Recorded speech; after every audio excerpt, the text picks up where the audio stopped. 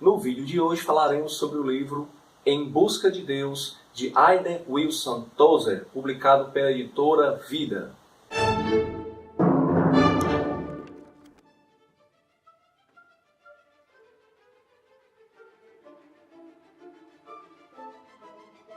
Fala pessoal, sejam bem-vindos ao canal Ler é Preciso. Eu me chamo José Bis Lopes e no vídeo de hoje falarei sobre o livro Em Busca de Deus, de Hayden Wilson Tozer. Esse livro é o 7º livro que eu li no ano de 2017, nesse projeto que eu estou tentando fazer, que é 40 livros em 2017. Eu li agora em março, é o 7º livro do ano. Tozer, ele é um escritor bastante conhecido no meio cristão. Ele talvez seja um dos grandes escritores do século XX, dessa temática cristã.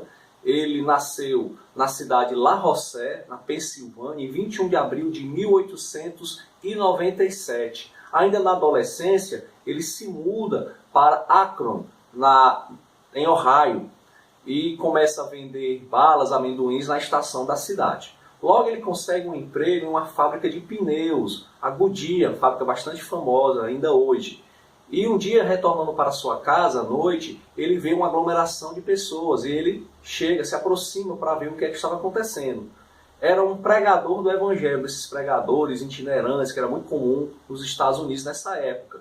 Esse pregador com sotaque alemão, ele começa a exortar os seus ouvintes. E algumas palavras ficaram na mente de Tozer, que foram as seguintes: se você quer ser salvo, se você não sabe como ser salvo, peça, clame a Deus que Ele terá misericórdia de você. Então, palavras simples, a priori, elas foram um divisor de águas na vida de Tozer. Ele retorna à sua casa, após ouvir essas palavras, entra no seu sótão e sozinho ele começa a meditar sobre esse assunto. O que é ser salvo? Como ser salvo? E aí então ele tem uma conversão radical ao cristianismo. Ele já era cristão, no entanto, a partir daí ele começa realmente a abraçar o evangelho com unhas e dentes, digamos assim. Ele então se torna ministro do evangelho, se torna pastor, editor de algumas revistas, e a sua vida toda foi de um ativismo religioso muito grande. Eu até critico um pouco essa parte da vida de Tozer, esse ativismo, que dizem alguns biógrafos que ele não teve férias em nenhum momento da sua vida. Então eu imagino que deve ter sido muito difícil para sua esposa e para seus filhos. Há um lado da negligência, alguns pastores que são negligentes, mas também o ativismo religioso eu não sei se é a melhor saída, porque o ser humano ele precisa sim de descanso, ele precisa também dar atenção à sua família. E nesse ponto aí, talvez, ninguém é perfeito, talvez Tozer ele tenha falhado. No entanto, é inegável a grandeza da sua obra. Ele é escritor de vários livros. Esse livro aqui, por exemplo, ele foi escrito dentro de um trem, numa viagem que ele fez em 1948, uma viagem que ele fez de Chicago, que nessa época ele pastoreava uma igreja em Chicago, até a cidade de McAllen, no Texas, já na fronteira com o México. Ele passou a noite viajando, não jantou, apenas pediu torradas com chá e começou a escrever, e de manhã cedo, estávamos com essa obra, que ele estava com essa obra em mãos, que agora é livre, traduzido para o português. Já é editado há algum tempo, publicado já há algum tempo nos Estados Unidos, mas está sendo traduzido para o português agora, 2016. A agenda de Tozer era tão estafante, era tão apertada, tão cheia, que ele costumava viajar só para ter momentos a sós com Deus. Ele inventava uma viagem de 3, 4 horas, se trancava na cabine com leito, e começava a meditar na palavra de Deus, a escrever artigos, escrever livros. Chegava no destino, simplesmente retornava para ter mais 3 ou 4 horas na presença de Deus. Então, Tozer ele valorizava muito os seus escritos, a questão da santidade, o papel de Deus nas nossas vidas, como honrar a Deus da maneira que Ele merece, entre outros assuntos. Esse livro ele é dividido em 10 capítulos. O primeiro capítulo ele chama-se Seguindo Deus de Perto. Ele vai falar aqui sobre a graça de Deus, sobre a graça preveniente, É um termo muito comum na teologia arminiana, que é aquela graça que permite que o homem busque a Deus. Antes do homem ser salvo, é necessário a graça de Deus para que ele tenha desejo de buscar a Deus. Então ele vai falar um pouco sobre isso. Capítulo 2, a bênção de não ter nada.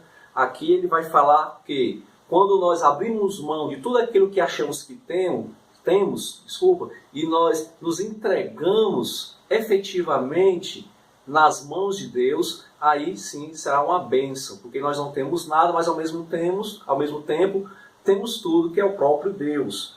O capítulo 3, removendo o véu, ele fala sobre como retirar tudo aquilo que nos afasta de Deus. No capítulo 4, compreendendo Deus, aqui ele fala sobre a questão da dimensão real e dimensão espiritual. Ele fala aqui que a dimensão espiritual também é real. Muitas pessoas costumam separar o que é real do que é espiritual, quando na realidade não se deveria fazer isso, já que o espiritual também é real. O capítulo 5, a presença universal. Ele vai aqui traçar alguns comentários sobre a transcendência e a imanência de Deus no mundo. Capítulo 6, a voz eloquente. Aqui foi o capítulo que eu mais gostei. Ele vai falar sobre a palavra de Deus, sobre a voz eloquente de Deus. No entanto, essa voz eloquente, segundo Tozer, não é a Bíblia. Apesar da Bíblia ser a palavra de Deus escrita, a voz eloquente de Deus é muito maior. Ela não está limitada como a Bíblia está. Então, eu peguei aqui um pequeno trecho na página 78 que diz assim: a Bíblia é a palavra escrita de Deus, e por ser escrita, está confinada e limitada pelas necessidades da tinta, do papel e do couro. A voz de Deus, no entanto, é tão viva e livre como o Deus soberano. As palavras que eu disse são espírito e vida, João 6, 63.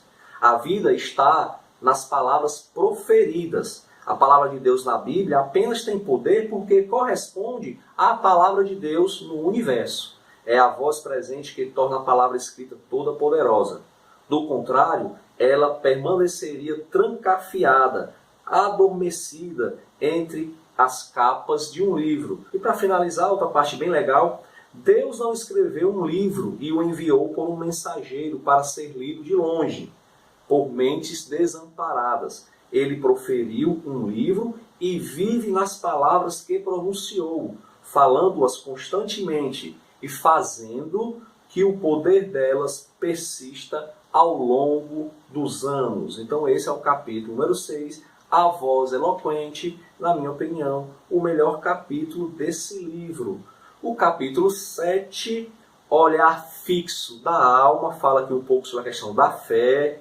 Capítulo 8, restaurando a relação entre Criador e criatura. Capítulo bastante também interessante, que fala sobre qual é a nossa posição, qual deve ser a nossa posição diante de Deus.